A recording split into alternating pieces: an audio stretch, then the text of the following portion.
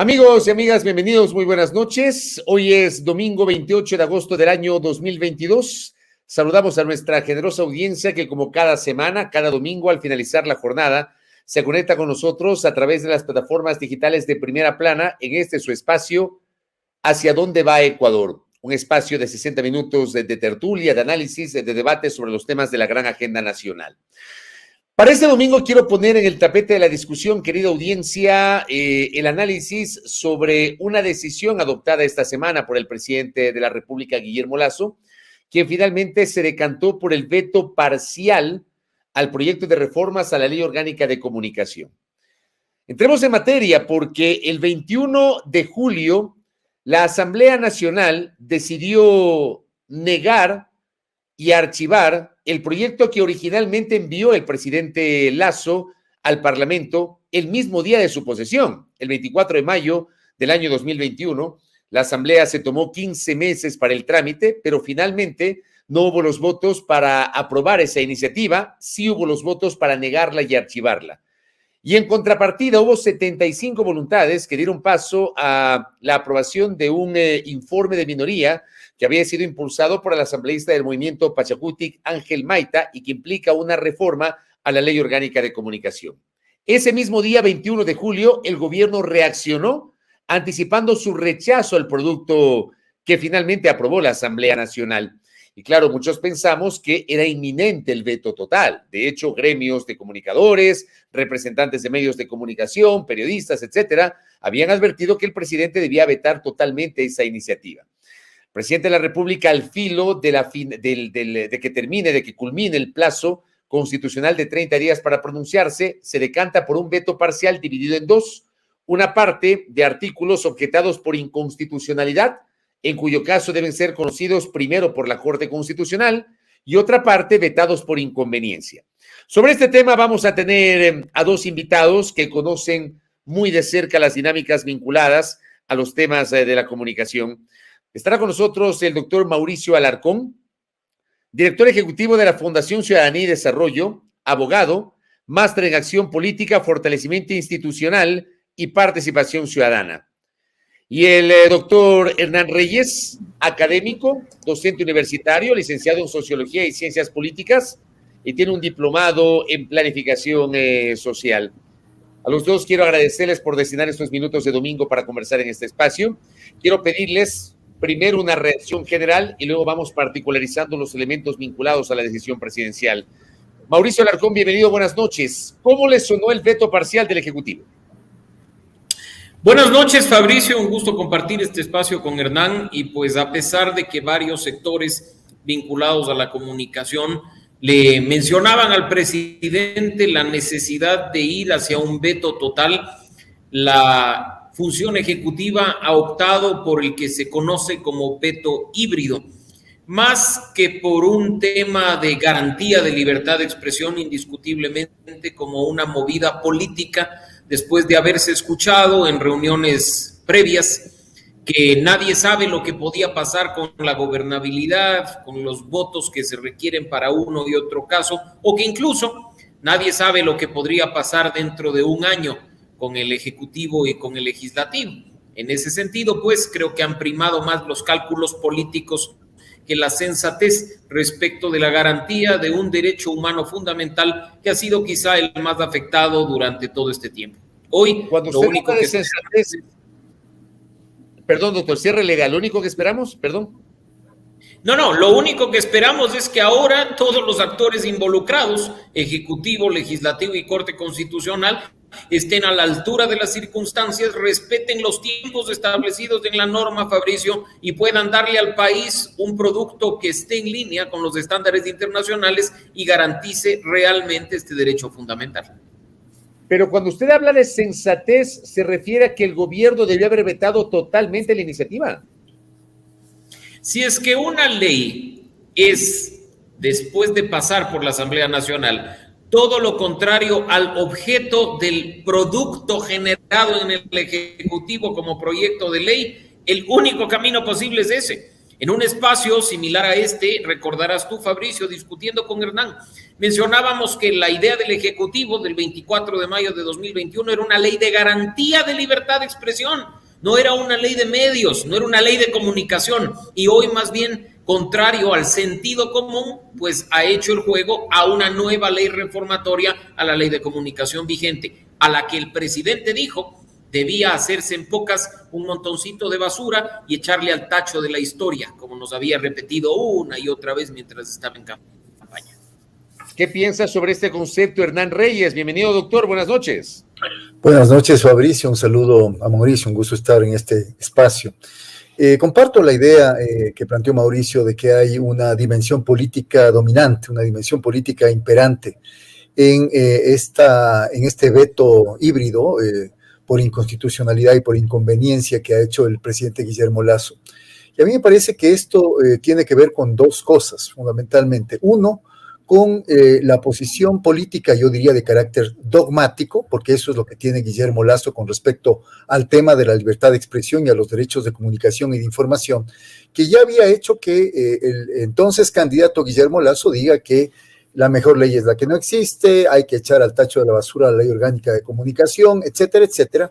Pero curiosamente, cuando llega a Carondelet, creo que recién se da cuenta que es importante y que es un mandato constitucional que exista una ley orgánica de comunicación, una ley obviamente que todos los ecuatorianos deseamos que sea una ley que por un lado se rija por la Constitución, que por otro lado también esté inserta en los estándares internacionales y que por otro lado permita la democratización y la mejora en la calidad de la comunicación en el Ecuador. Para eso está un marco normativo. Y en ese sentido, el presidente Guillermo Lasso, de manera, yo diría, imprevista, porque yo estaba casi seguro que iba a haber el veto total, sus aliados, los dueños de los medios privados, fundamentalmente, y también la organización Fundamedios, que había sido la encargada de elaborar el proyecto que finalmente presentaron con la firma el asambleísta Villavicencio y la asambleísta Marjorie Chávez del Partido Social Cristiano, habían planteado el veto, el llamado al veto total, junto con algunos gremios que ya conocemos, están desde hace muchos años alineados con la postura de los medios privados. Gremios de periodistas fundamentalmente, me refiero a UNP y me refiero a algún colegio de periodistas que representan fundamentalmente a directivas ligadas a estos medios privados. AER es lo mismo, AEDEP es lo mismo.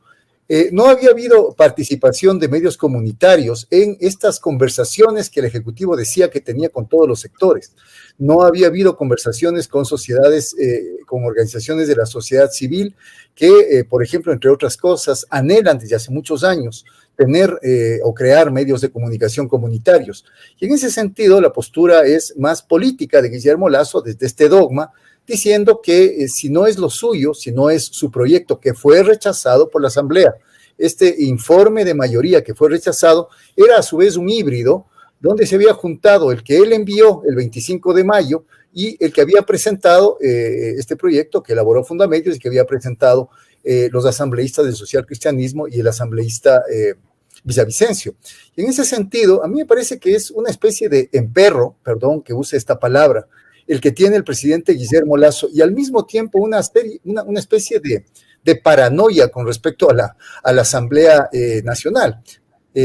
¿Cómo un presidente dice que no hace un veto total, si es que tanto despotricó contra el proyecto de reformas aprobado por la Asamblea, poniendo como causal el hecho de que quizá después de un año la Asamblea vuelva a ratificarse en el proyecto con 92 votos. Yo no entiendo esas razones, esa especie de proyección a futuro que el presidente Lasso hace y que finalmente tiene que ver con esta tensión, con esta fuerte fricción que el Ejecutivo ha tenido con el Legislativo. Ahora va por el veto parcial. Me parece que este es un guiño también al Legislativo dentro de este contexto, dentro de este proceso de conversaciones que han empezado a tener ambas funciones del Estado, algo que me parece que es importante, ratificar y celebrar, porque en realidad el país requiere de una racionalidad mínima en las relaciones entre estas dos funciones del Estado que colegislan.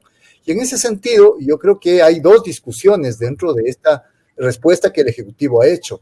Una que tiene que ver con el aspecto político, que ya nos hemos referido, Mauricio y quien habla, y por el otro lado ya una serie de consideraciones de orden jurídico que una vez que se revisa el proyecto el proyecto de veto parcial, el veto parcial del Ejecutivo, uno empieza a encontrar algunos elementos que pueden tener cierta justificación en términos de redacción legislativa, en términos de una cierta ambigüedad, que se podrían haber corregido fácilmente, que no tienen que ver con los temas de fondo, y los temas de fondo que desde la cuestión jurídica le importan al Ejecutivo, que son precisamente la necesidad de que la ley de comunicación no tope de ninguna manera el tema de frecuencias, no tope de ninguna manera el tema de distribución justa de la publicidad y la propaganda del Estado, no tope de ninguna manera el asunto de cómo se puede garantizar desde una instancia estatal que patrocina y digamos es la rectora en derechos como es la Defensoría del Pueblo, los derechos de comunicación. Y vuelve nuevamente a plantear a partir de estas reformas, tanto las que plantea objeción por inconstitucionalidad cuanto las que plantea objeción por inconveniencia, nuevamente a plantear el espíritu de la autorregulación, vuelve a plantear que los estándares internacionales, y esto, ojo, en la parte justificativa de las objeciones por inconstitucionalidad, que son 17, él cita varios casos, especialmente uno de un subsecretario de comunicación del gobierno, de un gobierno anterior, del gobierno de Rafael Correa, cuando demandó a un medio de comunicación, pero siempre cita la figura de un funcionario público, y a través de eso él sigue manteniendo la idea, el gobierno y sus asesores, efectivamente, de que lo único que se puede hacer es reclamar los derechos de rectificación y de réplica, y que ninguna otra cosa es admisible, salvo en casos excepcionales. Creo que eso se hubiera podido corregir, el tema de la penalización, por ejemplo, de la opinión, o la penalización de algún contenido que finalmente afecte la honra de alguien, se hubiera podido subsanar en ese artículo específico, o en esos artículos específicos donde se incluyó la frase sanciones civiles o de otra índole, por la vía civil o de otra índole. Pero a mí me parece que ha hecho un gran show el gobierno de Guillermo Lasso, porque por un lado ha puesto a su izquierda a la Asamblea Nacional, que obviamente va a responder, habrá que ver cómo responde a este veto híbrido, y por el otro lado ha puesto a la derecha de él a los medios privados, a sus asociaciones, a sus gremios de propietarios, que le piden un veto total, que le han pedido un veto total, y que se manifiestan públicamente como insatisfechos por la postura del gobierno. Yo creo que una vez más el presidente Guillermo Lasso, yo creo que es hábil para gestionar pésimamente mala política, vuelve a abrirse frentes, inclusive frentes de sus aliados, y a la larga no deja contento a nadie, y va a volver ahora a la Asamblea y va a ir a la Corte Constitucional, yo creo que alargando más el proceso de carecer de una ley orgánica de comunicación en el Ecuador, ya que, como sabemos, tampoco existe reglamento. Él se encargó de derogarlo, el presidente Lasso, no ha aprobado otro reglamento como manda la Constitución, y estamos los ecuatorianos en el limbo porque no hay una ley vigente, evidentemente, con las reformas del 2019 y 20, pero sin reglamento se vuelve prácticamente inaplicable, sin reglamento y sin voluntad política. Correcto. Esta es una primera aproximación general sobre el episodio de esta semana. Vamos a profundizar la discusión y quiero pedirles a los dos una opinión sobre el proyecto original que envió el Ejecutivo a la Asamblea Nacional, Mauricio Alarcón. Ese proyecto era un proyecto llamado de libre expresión y comunicación. El presidente, me parece a mí, el presidente desde la campaña del 2013, si la memoria no me es infiel, ya hablaba justamente de la ley de comunicación. Vino 2017, la campaña de 2017, y él hablaba de que esa ley había que había que tirarla al tacho de la basura de la historia.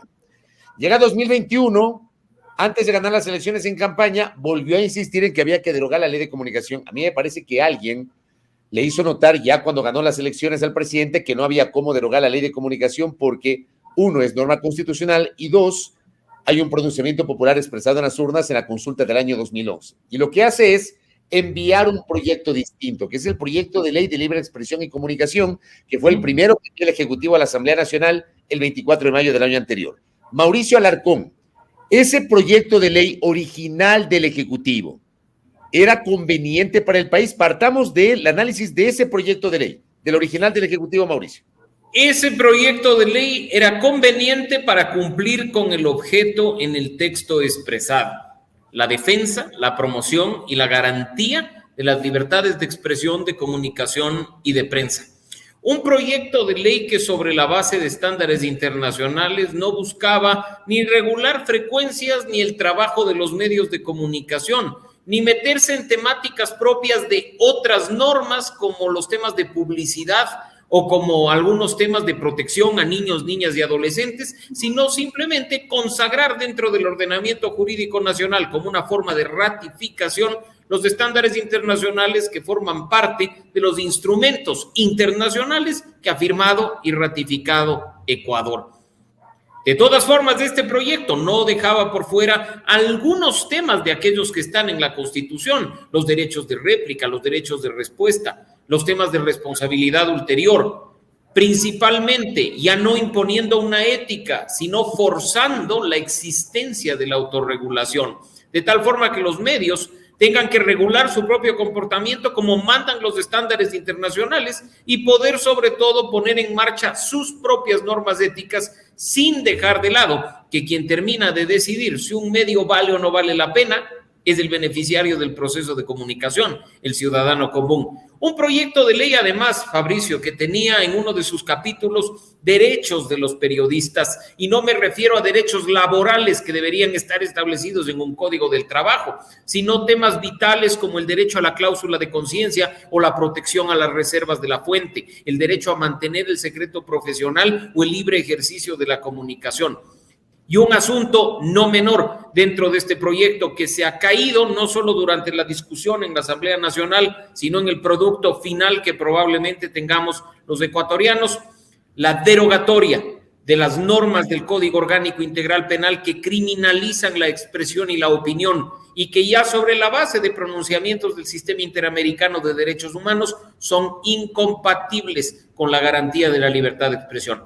¿Un proyecto perfecto? De ninguna manera. ¿Perfectible? Por supuesto que sí, pero no, como ha sucedido, desviable completamente de su objeto original para volver a ser más de lo mismo, más de esa norma que en su momento se llamó Ley Orgánica de Comunicación, que fue objetada por los órganos internacionales de protección de derechos humanos y cuyos efectos ya los vimos en acción durante algunos años. ¿Qué piensas sobre ese proyecto original, Hernán Reyes, aquel 24 de mayo del 2021?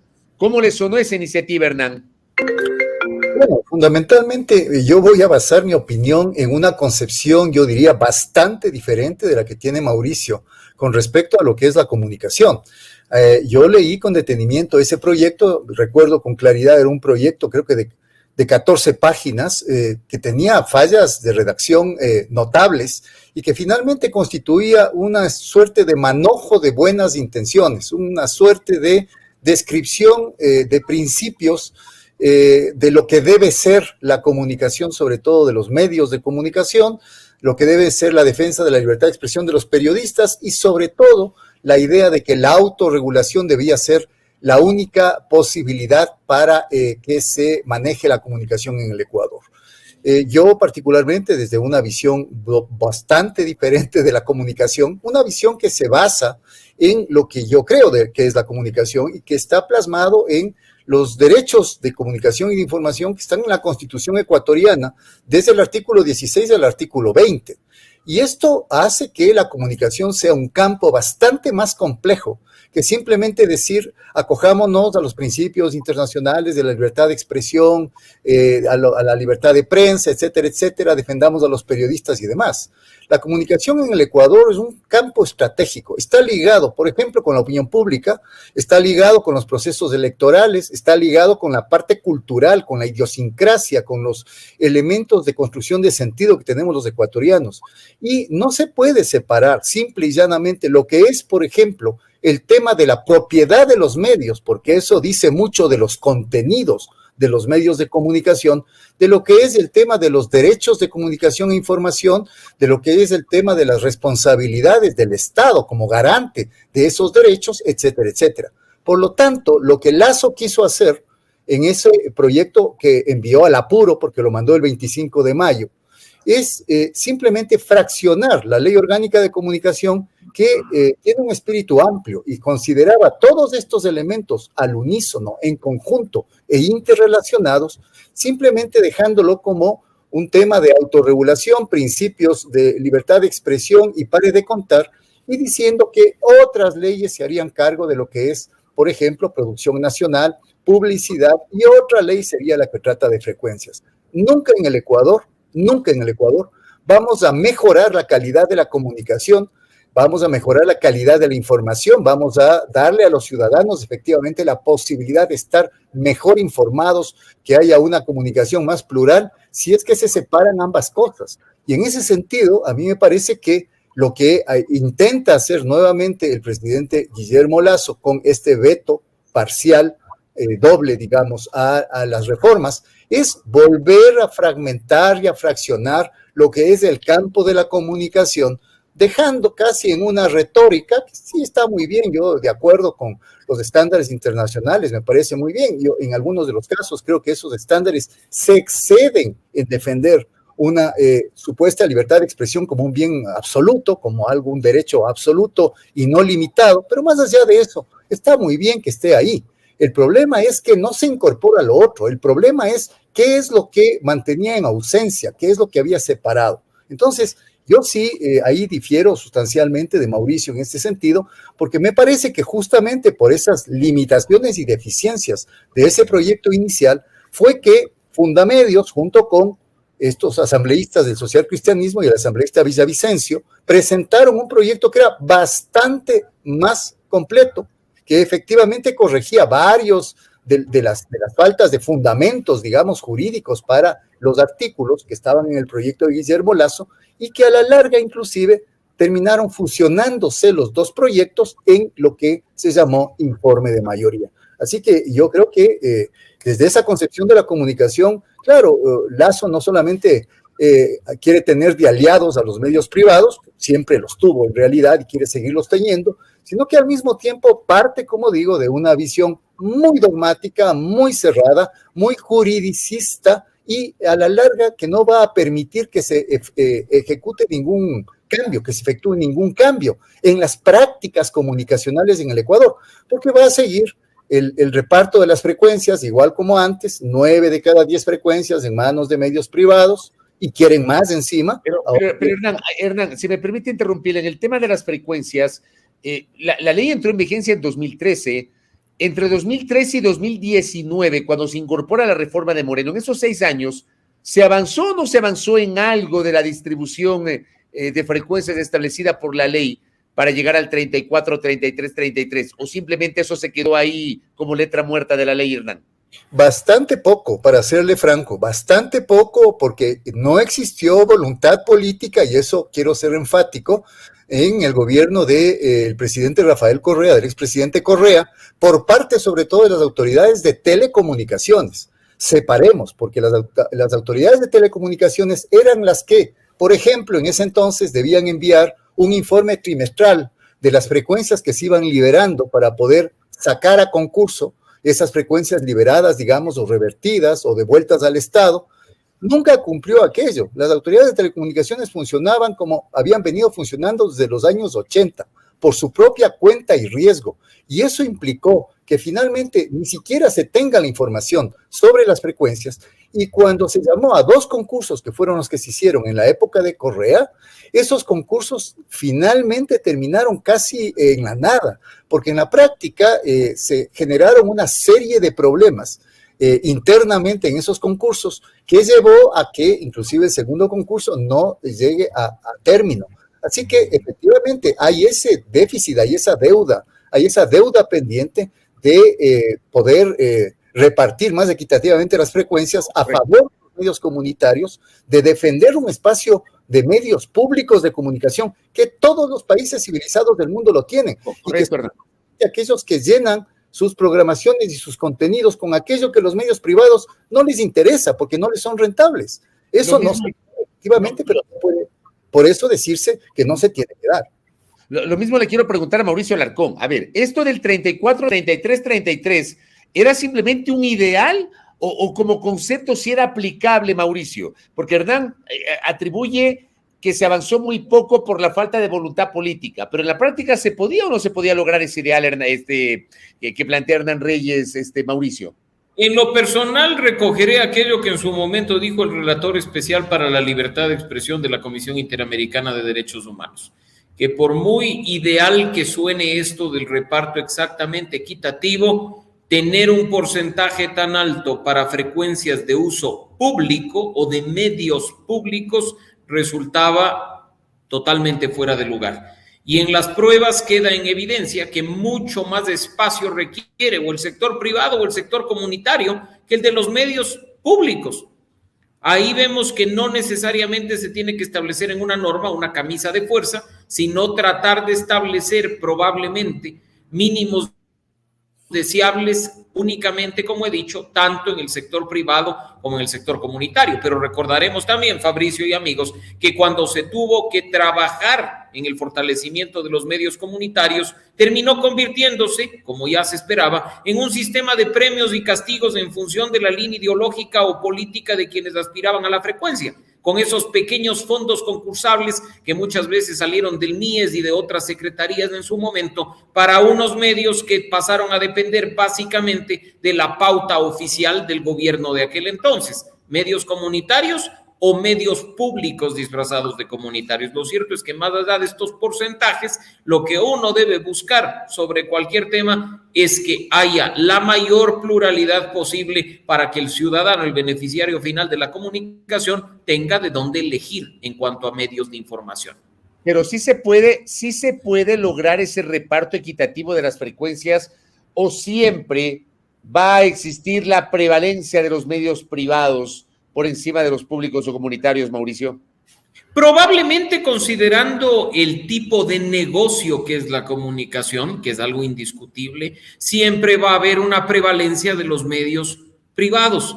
Los medios comunitarios, por citar el ejemplo que ya mencioné hace pocos instantes, tienen mucha dificultad, no solo para crearse, sino para sostenerse, y terminan o plegando al un lado o plegando al otro, independientemente de su origen. Y en el caso de los medios públicos, no solo que no llegan a ocupar el porcentaje, en este caso, de la tercera parte, el equivalente a esa tercera parte, sino que incluso en determinado momento se terminan convirtiendo en medios gubernamentales en lugar de ser medios públicos. En ese sentido, sí, coincido con lo que tú mencionas, Fabricio, de que hay una prevalencia porque la comunicación es un negocio de los medios privados. Ahora, Hernán, ¿cómo hacemos para diferenciar? Esto que plantea Mauricio también es interesante y lo hemos debatido, yo lo he debatido con mis colegas, lo he conversado con ustedes en diversos espacios informativos, de entrevistas, de opinión, etcétera. ¿Cómo diferenciamos los medios públicos? A ver, Hernán, si la memoria no me es infiel, usted fue parte del Consejo Editorial de Ecuador TV en su génesis. Yo siempre, cuando me han preguntado, yo he defendido la génesis de Ecuador TV. Ecuador TV era un medio público en su génesis, tenía incluso un consejo editorial. El concepto, con el pasar del tiempo, se desnaturalizó. ¿Qué pasó en el camino? 1 y 2, ¿por qué o cómo hacemos para diferenciar el medio público del medio gubernamental o estatal? Hernán Reyes. Quiero antes solamente referirme a algo que dijo Mauricio y que me parece supremamente importante. Mauricio dijo, la comunicación es en gran medida un negocio. Efectivamente, eso es lo que existe en el Ecuador, la comunicación convertida en un negocio. ¿Quiénes son los que hacen un negocio de la comunicación? Es decir, lucran a partir de la comunicación, son los medios privados. Pero ojo, entre medios privados hay medios privados que lucran mucho más, hay medios privados grandes, llamémoslo así, y medios privados medianos y pequeños que a ratos viven con las justas. Este es un elemento, digamos, que evidencia la falta de democracia en la comunicación en el Ecuador. Entonces, aquí hay dos posibilidades. La una, decir, así es el sistema, sigamos nomás teniendo este mismo sistema, que a la larga inclusive lo que hace no es darnos más pluralidad, porque una cosa es lo que dicen los organismos internacionales cuando de alguna manera están justificando los estándares y hablan, por ejemplo, de que mientras más pluralidad, de medios hay en un país, mejor, porque eso es el derecho a la comunicación. Yo aquí no veo más pluralidad. Aquí yo no veo prevalencia de contenidos educativos, formativos, culturales entre los medios privados. Lo que veo es negocio. Y en ese sentido, la presencia de medios comunitarios y la presencia de medios públicos hubiera o podría equiparar un poquito más ese escenario tan injusto, tan inequitativo. Evidentemente, los medios estatales, según la ley de comunicación original, eran de dos tipos. Perdón, los medios públicos, de dos tipos. Medios públicos de carácter oficial y medios públicos. Los medios públicos, y cuando uno dice la palabra medio público, inmediatamente está pensando en la Deutsche Welle alemana, o está pensando en la BBC británica, o está pensando en, no sé, en medio público español o italiano. Televisión española iba a decir, que creo que también es medio público, ¿verdad? También es medio público, exactamente, en España y en Italia, y son medios que finalmente lo que hacen es precisamente coger esos contenidos o fijarse en esos contenidos, producir y difundir esos contenidos que los medios privados no difunden porque no les resulta rentable, porque no es negocio. Y en ese sentido, por eso yo decía, ciertamente ese fue el proyecto de medios públicos que se hizo acá. Yo efectivamente fui parte del Consejo Editorial de Ecuador TV en sus inicios. Y era un proyecto extremadamente interesante donde, por ejemplo, y eso me acuerdo con mucha claridad, la diversidad de contenidos educativos, formativos, culturales e informativos que tenía Ecuador TV en sus primeros años era absolutamente notoria. Yo, y no solamente yo, se comparaba a Ecuador TV con medios privados, por ejemplo, y se veía que la calidad de la programación de Ecuador TV era superior.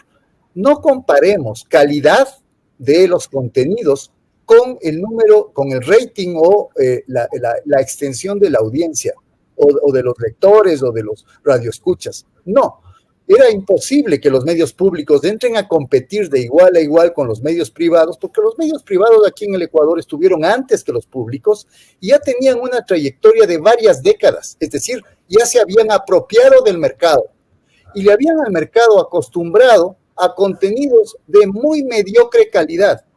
Salvemos los informativos de ciertos medios privados acá. Y la mayoría de medios privados en el Ecuador, por ejemplo, daban programas, pensemos en programas de producción nacional, de muy mala calidad, porque querían invertir poco y ganar mucho.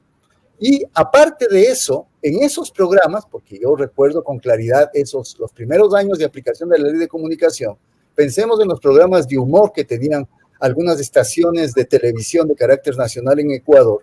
Eran programas que violentaban, por ejemplo, derechos de comunidades y de colectivos. Eran programas donde había alta dosis de racismo. Yo recuerdo haber intervenido en varios talleres, por ejemplo, con Teleamazonas, con Ecoavisa, algunos con un medio impreso también, con Diario Extra, donde efectivamente revisábamos en conjunto con los periodistas, cuando yo estuve en Cordicom, y veíamos efectivamente, y los productores me decían, es que no invierten nada, quieren grabar 4 episodios a la semana, y por eso nos toca improvisar, y cuando improvisamos se nos salen estos chistes racistas, estos chistes homofóbicos, estos chistes que se burlan de la diversidad sexual, etc. Entonces, ojo, queremos una comunicación en Ecuador que esté supeditada a los intereses de mercado y a los intereses comerciales de los medios privados, o queremos en el Ecuador una comunicación que mejore los contenidos para que efectivamente la ciudadanía pueda ejercer sus derechos. El 33, 33, 34 no era sino un horizonte. Nadie había dicho que esto se puede cumplir en 2 años, en 3, en 5. Quizás se podría cumplir o acercarse a eso en 10, 15, 20 años, pero esa era la proyección que se tenía. Pero de ahí un poco a decir que simplemente los medios públicos no deben existir porque se convierten en medios gubernamentales, yo no creo. Hay medios estatales. Los medios estatales son la voz de esa autoridad estatal o de esa institución, pero los medios públicos son otra cosa, son medios públicos ciudadanos, o al menos eso deben ser, y para eso consejos ciudadanos, los consejos consultivos, para eso consejos editoriales, y para eso un poco el escrutinio público, que es lo mismo que dicen los medios privados, para eso las audiencias que nos juzguen. Entonces sí me parece que La ley de comunicación, aunque ninguna ley, ningún marco normativo cambia la realidad per se, y eso lo sabemos todos, pero una ley de comunicación que tome en cuenta todos estos elementos, la mejora de la calidad de la comunicación, la democratización del escenario comunicacional y mediático en el Ecuador y la defensa de los derechos ciudadanos de la comunicación, porque mal que bien, los derechos de los periodistas acá en el Ecuador y los derechos de los medios privados fundamentalmente han estado defendidos ya hace rato por una serie de leyes. La propia ley de radiodifusión que se aprobó en el 75 hacía eso. ¿Y a quiénes discriminaba esa ley? A los medios comunitarios. Los medios comunitarios tenían que pedir permiso al Ministerio de Defensa para poder hacer su programación, porque eran considerados como que unas cosas raras que quizá podrían causar desestabilización democrática. Entonces, yo digo, no sigamos evadiendo más del tema de fondo. El modelo que tiene en su cabeza Guillermo Lasso, el modelo neoliberal que tiene en su cabeza, lo intenta aplicar también al campo de la comunicación, que sean las reglas de mercado, que sean los medios privados y que sea esta pluralidad, como llama, que no es tal, porque a ratos son contenidos muy uniformes, los que finalmente predominen en el ecosistema.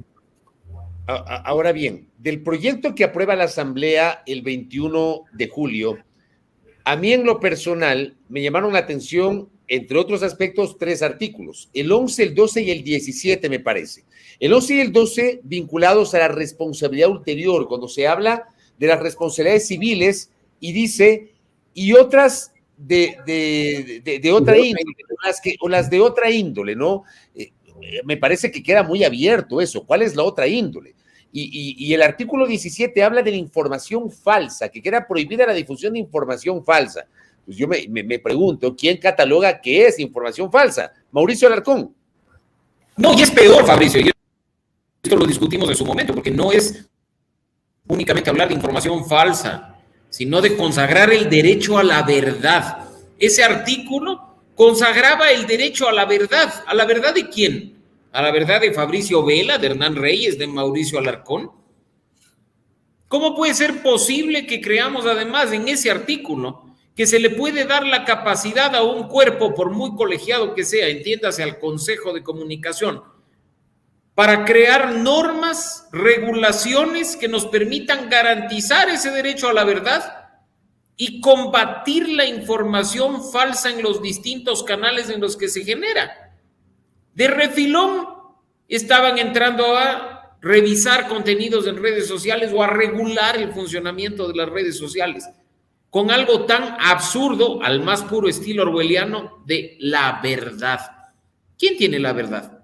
La verdad es la que la saca el ciudadano después de ver este programa a manera de conclusión y decir, yo creo que esto que ha dicho uno u otra persona o lo que han dicho los dos en sus coincidencias o en sus diferencias es lo que corresponde a una norma como la que estamos discutiendo. Esa es la verdad personal, la verdad que tenemos nosotros. Un absurdo, una cosa que no tenía ni pies ni cabeza y que en el veto del Ejecutivo está objetada por inconstitucional, y pues esperemos que la Corte esté a la altura de las circunstancias, en particular cuando en el veto, hay que reconocer, se hace alusión a muchos estándares internacionales y en particular a algunos informes especiales emitidos por la Comisión Interamericana de Derechos Humanos, que no en uno, sino en varios ha sostenido que de ninguna manera se puede considerar como algo lícito el invocar el derecho de la sociedad a estar informada verazmente, porque recordarás tú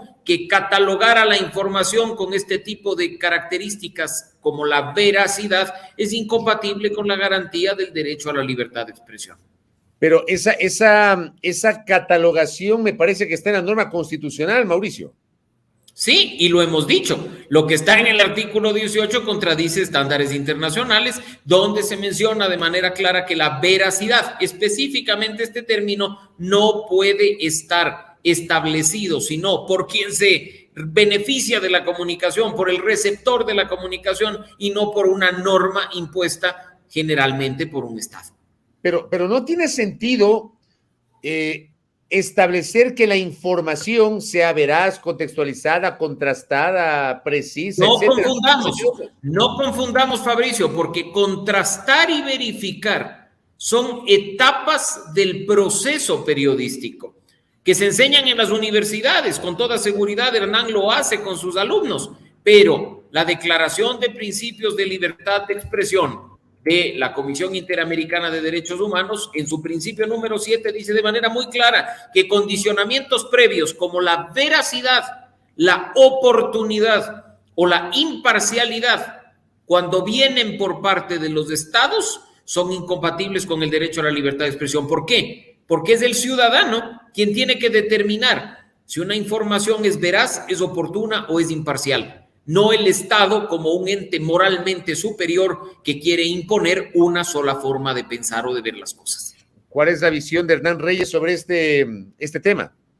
Este es un tema muy interesante, vuelvo a disentir con Mauricio. Hay que distinguir con claridad, y esto lo dice el propio veto de Lasso, el veto parcial de Lasso. Hay que distinguir con claridad lo que son contenidos de información de lo que son contenidos de opinión. Cuando Mauricio decía, ¿quién dice lo que es la verdad? La verdad mía, la verdad de Mauricio, la verdad de Fabricio. No estamos hablando ahí de verdad, estamos hablando de opinión. Esos son contenidos de opinión. Aquí estamos opinando, no estamos informando. Informamos cuando informamos sobre asuntos de facto, sobre hechos. Y los hechos, y eso es lo que yo enseño efectivamente, Mauricio, en las aulas, yo enseño que la primera misión del periodismo, y esto lo digo por autores norteamericanos que son los padres del periodismo norteamericano, Kovacs, Rosenthal, ¿no es cierto? La primera misión del periodista es buscar la verdad. Si es que el periodismo no busca la verdad, no es periodismo, es cualquier otra cosa. Claro, obviamente hay periodismo de opinión también, pero no es aplicable ese principio de veracidad a la opinión, pero sí es aplicable a la información. Y en ese sentido, seguramente la expresión, el derecho a la verdad causa remozón, causa, digamos, en algunos casos molestia, porque finalmente se piensa inmediatamente en George Orwell y el Estado que va, quién es el que nos dice que es la verdad, etcétera, que son las cosas que siempre se mencionan al respecto.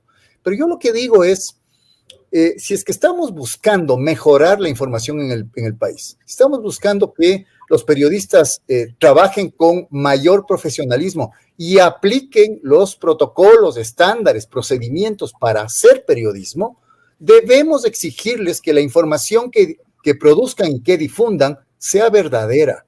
No hablamos de opinión. Si es que yo a este momento dijera a cualquiera sobre cualquier persona, dijera el presidente Guillermo Lasso acaba de renunciar y está entregándose el mando al vicepresidente de la República, el señor Borrero.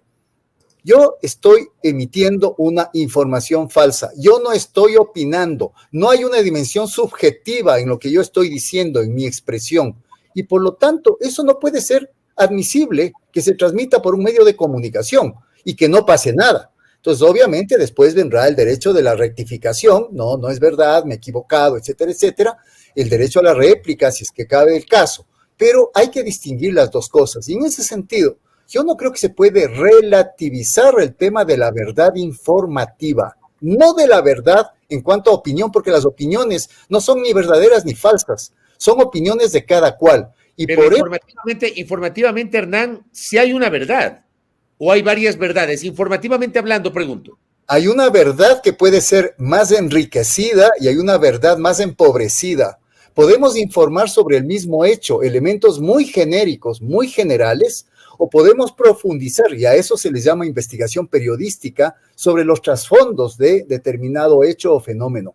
Entonces, ojo, no es que hay una verdad. La verdad es un proceso que se construye, pero no por ser un proceso que se construye y se perfecciona, se puede perfeccionar, podemos simplemente relativizar y decir, no, pues es que la verdad es de quien lo interpreta. Esa es una visión, yo me atrevo a decir, para utilizar un enfoque de los cuales hablamos en clase. Ese es el enfoque posmoderno. Dejemos que cada quien interprete lo que sea. Y por eso mismo estamos en el problema que estamos en la sociedad contemporánea, que es una sociedad en la cual, por ejemplo, los propios medios de comunicación han creado instancias que hacen chequeo de noticias, porque hay tanta, digamos, propagación de fake news, de noticias falsas, que en un momento determinado el ciudadano se ve bombardeado por estas noticias falsas y no sabe si algo es verdad o algo es mentira. Y sin embargo, ambas cosas le están siendo informadas por determinados medios de comunicación, por no decir las redes sociales. Entonces, en ese sentido, yo sí abogo porque haya información veraz. Yo sí me acojo y más bien creo que el artículo 18 de la Constitución, que nos da el derecho, como todo ciudadano, a todos los ciudadanos, a tener acceso a una información veraz, es un derecho absolutamente, yo diría, racional, es un derecho además muy acorde con los oscuros tiempos que vivimos ahora, donde pulula información falsa y nadie dice nada. Y ni siquiera cuando muchas veces se divulga información falsa por parte de los medios de comunicación, estos medios de comunicación tienen siquiera la decencia de poder rectificar la información falsa que difundieron. Y esto es cosa de todos los días, Fabricio. Yo ejercí el periodismo durante varios años y me di cuenta de una cantidad de problemas que se dan permanentemente y que deben mejorarse. Y si no era la expresión, el derecho a la verdad, pues bien, cambiemos la expresión, no es el derecho a la verdad, pero regulemos la difusión de información falsa. Ya se prohíbe información discriminatoria, se prohíbe información violenta, se prohíbe apología para el delito, apología de la guerra, se prohíbe, información que lesione la imagen y la identidad, el derecho de niños, niñas y adolescentes. Evidentemente, esas son informaciones prohibidas que deben prohibirse, obviamente no por censura previa, sino por responsabilidad ulterior deberán sancionarse. Sancionarse en el sentido de, como dice las reformas aprobadas por la Asamblea Nacional, y yo estaba de acuerdo, ya no hay ninguna medida punitiva de carácter pecuniario, no hay una sanción económica, no hay otra sanción económica evidente, hay talleres de capacitación, hay, campañas educativas que el medio debería hacer, pero ni eso quieren. Entonces, ¿qué pasa cuando un medio se equivoca y lesiona derechos de ciudadanos? Ahí me detengo. Ahí, Hernán, déjeme detenerme. Mauricio Alarcón, ¿qué pasa cuando un medio se equivoca? Como plantea Hernán Reyes. Un medio responsable que se preocupa por la ciudadanía, por su público, rectifica, corrige, enmienda. Un medio responsable asume las consecuencias de sus errores y acepta lo que le corresponde en cuanto al impacto que un error puede tener respecto de su público cautivo. Como lo hizo, por ejemplo, se me ocurre, perdón, Mauricio, se me ocurre, no sé si Mauricio Alarcón vio esta disculpa pública de Diario El Universo por el de ese titular espantoso son los días. Claro, o sea, yo debo destacar que el Universo hizo un ejercicio de autocrítica, reconoció el error y ofreció disculpas a sus lectores. Más o menos así. Qué importante, Fabricio, es del público, que en el propio comunicado de Diario El Universo se reconoce que lo que hicieron ellos de corregir y presentarse al público con esas pocas frases es producto de la crítica que recibieron en redes sociales, de una barbaridad de titular algo contra natura en una nota. No necesitaron de un ente superior que imponga la forma de titulación, no necesitaron de una sanción económica, necesitaron de la presión de su público que les dijo dejen de titular estupideces, perdón el término, y arreglaron el tema. Eso es actuar con responsabilidad, pero hay que decirlo, eso es en el mundo ideal y por supuesto, como ya lo decía Hernán, los medios de comunicación, hay muchos que se creen autosuficientes y perfectos, así como hay periodistas que actúan en la misma situación y que cuando la ciudadanía en redes sociales, que hoy es lo más frecuente, les hace caer en cuenta de sus errores, ni siquiera son capaces de eliminar el tuit y permiten que una publicación siga circulando, tenga o no información falsa, tenga o no datos que son incorrectos, porque son ellos y su vanidad les impide ver más allá de las narices. Hay que trabajar para mejorar la calidad del periodismo, indiscutiblemente que sí. Yo creo que hemos coincidido muchas veces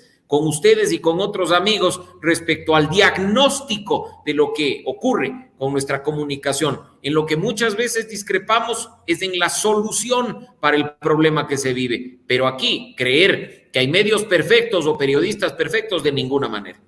Pero usted dice, si el medio es responsable, lo hace, ¿ya? Y hemos Es puesto que, es que eso es lo que debería hacer el medio, Fabricio. ¿Qué pasa con los que no lo hacen?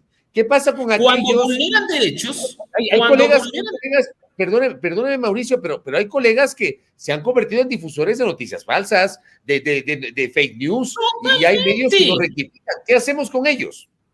Y periodistas que no lo hacen, porque tan peligroso es un medio de comunicación como un periodista de los hoy denominados influencers.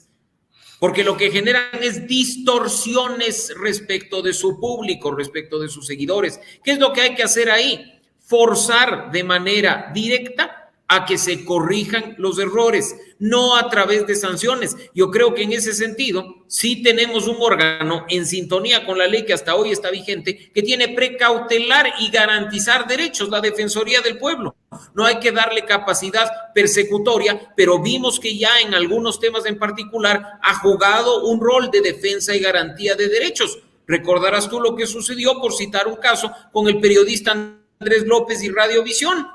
¿Quién actuó ahí? La Defensoría estableció un proceso y creo que ahí estuvimos todos bastante claros respecto a los estándares internacionales, las actuaciones de la institucionalidad y qué era lo que se tenía que hacer, porque estábamos frente a un caso, yo diría, indiscutible de censura previa. Correcto. Me quedan 5 minutos para la parte final de esta conversación. Hernán Reyes, ¿qué debería pasar con el trámite de la objeción parcial del Ejecutivo en la Asamblea Nacional? Hernán. Bueno, antes de eso solamente 2 cosas. Justamente la figura de la Defensoría del Pueblo es una de las figuras más cuestionadas, atacadas por inconstitucional y por inconveniente en el veto de Lazo. Inclusive se llega a distorsionar las atribuciones que las reformas están dando a la Defensoría del Pueblo, que no son otras que las constitucionales. No está yendo ni un milímetro más allá de eso. No le está convirtiendo en juez y parte, no le está convirtiendo en instancia sancionadora. Le sigue manteniendo a la Defensoría del Pueblo como instancia, como el ente rector en derechos humanos que patrocina, hace seguimiento y brinda toda la asesoría que la gente, a través de una demanda, a través de una solicitud, le pide. Entonces, esto es un tema muy importante porque esto precisamente es lo que quiere volarse Guillermo Lazo con los vetos, por un lado, de inconstitucionalidad y por otro, de inconveniencia. La pregunta perdón si me repites. El veto. ¿Qué debería pasar en este mes de veto? En un minuto y medio, por favor, Hernán. Primero, la Corte Constitucional tiene que responder en tiempos, yo diría, razonables. No puede demorarse una eternidad. Ya hemos visto cómo la Corte Constitucional, en algunos casos que son sumamente importantes para el país, se ha demorado una barbaridad. Segunda cosa, no debe prestarse a presiones políticas. Ya he escuchado yo al propio secretario jurídico de la Presidencia abogar porque la Corte Constitucional tome... No, eso puede devenir en algo que este gobierno está siendo salpicado de manera bastante frecuente. Injerencia en otras funciones del Estado. Hay que tener mucho cuidado en que el Ejecutivo, de manera directa o de manera solapada, no vaya a querer torcer los dictámenes de la Corte Constitucional a su favor. Segundo, yo creo que la Asamblea debe actuar con la racionalidad que no parece que actúa Guillermo Lazo. Y a mí me parece que se debe mirar con la mayor objetividad posible cada uno de los vetos, tanto por inconstitucionalidad, que son los importantes, los 17, cuanto los otros por inconveniencia. Yo al menos, que no soy un jurista, no soy abogado, he podido detectar, por ejemplo, que varios de esos vetos parciales, en ambos casos, un par de casos de inconstitucionalidad y varios casos de inconveniencia, son subsanables, y tiene razón el Ejecutivo. Hay una falla de redacción legislativa, en la técnica jurídica de redacción legislativa, y pueden ser subsanables. Pero si es que volvemos a ver a un Ejecutivo y a una Asamblea enfrentados a morir, enfrentados a muerte, donde el uno quiere imponerse al otro a rajatabla, yo creo que vamos a tener al final un Frankenstein muy mal armado, que no va a servir ni a lo que quieren, a lo que quería inicialmente el gobierno, que es defender a la comunicación privada, a los medios privados, ni tampoco los derechos ciudadanos de la comunicación. Correcto. Y la democratización del campo. Correcto. 2 minutos, Mauricio Alarcón. ¿Qué debería pasar en este mes? En este menos de 30 días. Pequeño gran detalle, Fabricio, no es ni 30 días ni es menos de un mes. Según lo que establece la Ley Orgánica de la Función Legislativa, podría ser más tiempo. los 30 primeros días que corren a partir del día de ayer, que fue entregada la objeción o el veto mixto a la Asamblea Nacional, los tiene la Corte Constitucional.